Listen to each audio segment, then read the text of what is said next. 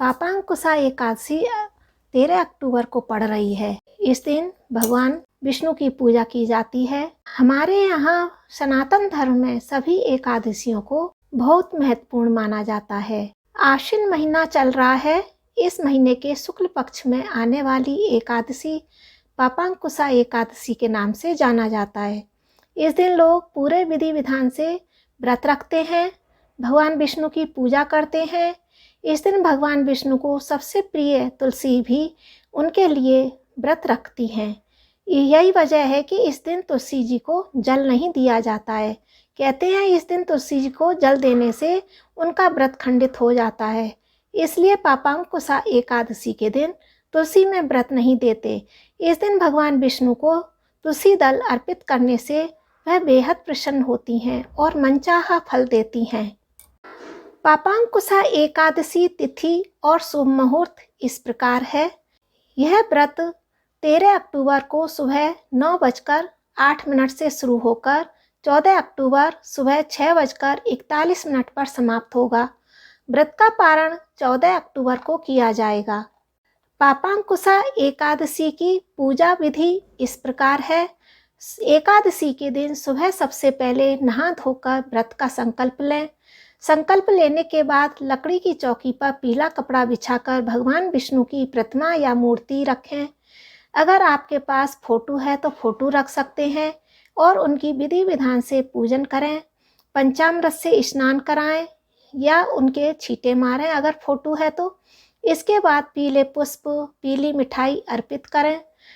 पूरे दिन व्रत रखें और रात में भगवान विष्णु के सहस्त्र नाम पाठ का जाप करें।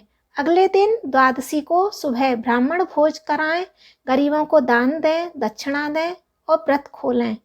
पापांकुशा एकादशी का महत्व अश्वमेध यज्ञ के बराबर होता है। 1000 सूर्य यज्ञ के बराबर इसका फल मिलता है। व्रत रखने वाले को 1000 अश्वमेध यज्ञ और 1000 सूर्य यज्ञ के समान फल प्राप्त होता है। साधक के जीवन में हमेशा खुशहाली आती है। भगवान विष्णु को पद्मनाभ के नाम के रूप से भी पूजन करने का विधान है। भक्तों को इस दिन सात्विक भोजन करना चाहिए, पीले वस्त्र धारण करने चाहिए और पूजा करनी चाहिए। ऐसा करने से आपको मनवांछित फल मिलता है और भगवान विष्णु के पद्मनाभ स्वरूप की पूजा करने से जीवन में सुख समृद्धि आती है। इस दिन पापांकुशा एकादशी को क्या करें, क्या नहीं करें, इस बारे में हम आपको बताएंगे। पापांकुशा एकादशी के दिन तुलसी पूजा के कुछ खास नियम हैं। कहते हैं कि इस दिन माता तुलसी भगवान विष्णु के लिए व्रत रखती हैं, इसलिए इस दिन तुलसी में ना तो जल चढ़ाना चाहिए और ना ही दीपक जलाना चाहिए। ऐसा करने से माता तुलसी के व्रत में बाधा आती है। एकादशी के दिन तुलसी की पूजा करने से वैवाहिक जीवन खुशहाल रहता है। माता तुलसी को सुहाग की चीज़ें चढ़ाने और 11 परिक्रमा करने का भी विधान है। ऐसा करने से जीवन में अच्छे परिणाम मिलते हैं। सुहाग का सामान चढ़ाने से और परिक्रमा करने से तुलसी माता प्रसन्न होती हैं और आशीर्वाद देती हैं। इस तरह से पति पत्नी के बीच में प्रेम बना रहता है और घर में खुशहाली, सुख समृद्धि आती है।